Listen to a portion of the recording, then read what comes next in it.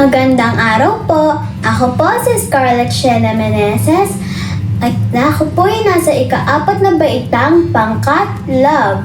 Narito po ako ngayon upang magbahagi ng mga pamamaraan upang mapangalagaan ang ating tubig bilang aking performance task sa GMRC.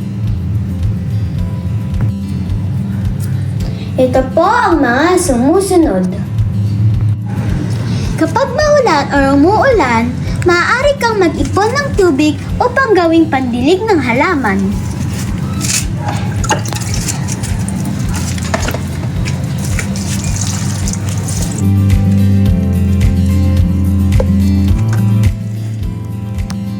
Pangalawang paraan, kapag naguhugas ng pinggan, laging tandaan na gumamit ng kakaunting tubig lamang.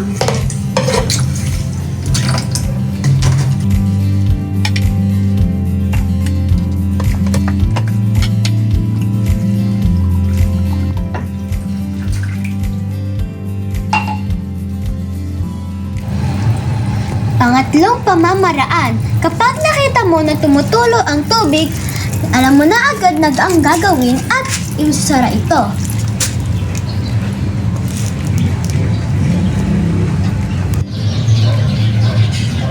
Kaapat na pamamaraan, kapag naglalaba, mas mainam na gumamit ng timba kaysa gumamit ng hose.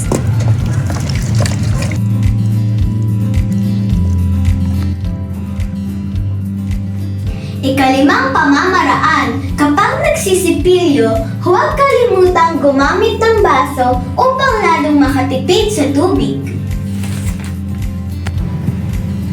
Iyon lamang po. Sana po ay nagustuhan niyo ang video na ito. Paalam po!